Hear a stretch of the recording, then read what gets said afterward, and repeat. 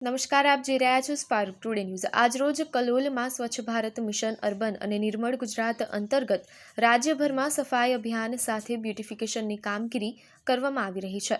કલોલ નગરપાલિકા દ્વારા શહેરમાં અને ખાસ કરીને વાત કરીએ તો અમદાવાદ મહેસાણા સ્ટેટ હાઈવે પર આવેલા અંબિકા બસ સ્ટોપના બંને છેડે આવેલા ગરનાળાની દિવાલ પર ખૂબ સુંદર પેઇન્ટિંગ કરી બ્યુટિફિકેશનની કામગીરી સાથે સ્વચ્છતા જાળવવા અવનવા પેઇન્ટિંગ બનાવી કલોલ વાસીઓને સંદેશ આપવામાં આવી રહ્યો છે।